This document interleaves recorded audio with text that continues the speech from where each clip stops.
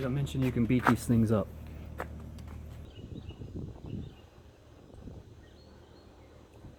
In the summer, there's nothing I like more than lemonade and flying drones. Let's get into it.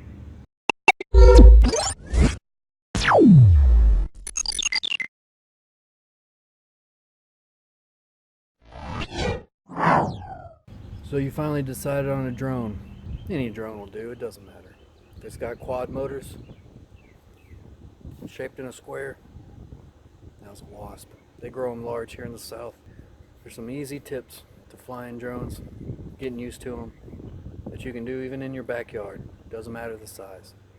To get familiar with flying drones, you need to be familiar with what they call orientations.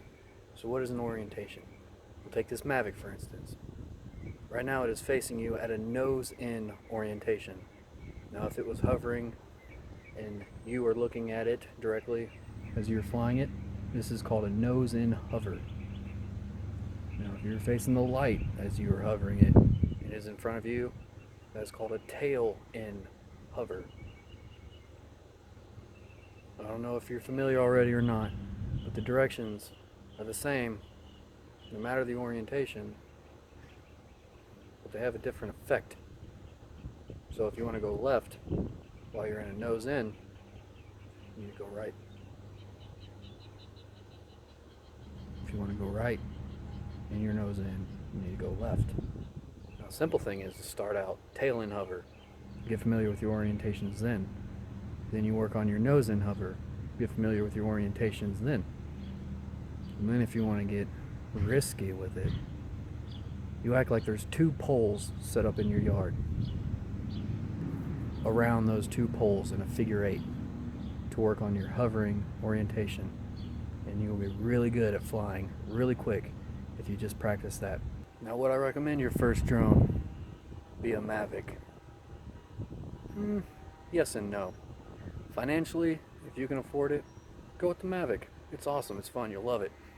If you can afford the Phantom Pro, go with it, you'll love it. If you really want to learn and you want to get proficient and fly in your home, something like the Blade Nano QX. Small, simple, run you about $100. Batteries are about $5 a piece. Inexpensive, right? This one though does not have GPS, does not have stability, so you will be on the sticks with these. But this will get you to learn quick, as opposed to the Mavic here that does have GPS, and it is very stable, and it practically flies itself. So does any one of DJI's drones. They are all solid machines. And the new Spark, another good one. Less expensive, but still expensive. $100, $900, or $1,400 if you get the Fly More package. You decide. So figure eight flying. Smooth, steady. You can do this in regular mode, or you can do this in beginner, or you can even throw it in tripod mode. Basically all it is just flying the drone around. Simple figure eight.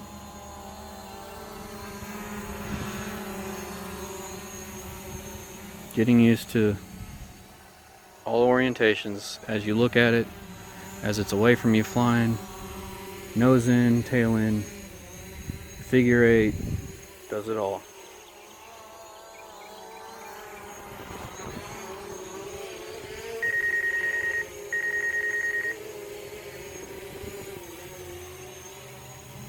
Of course, you can make it as smooth as you want it.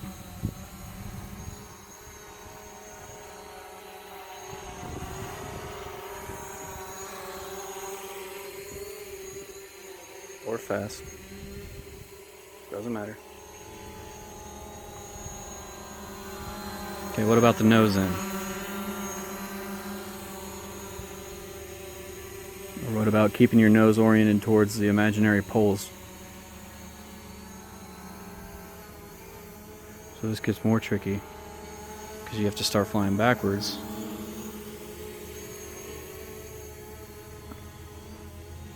And forwards.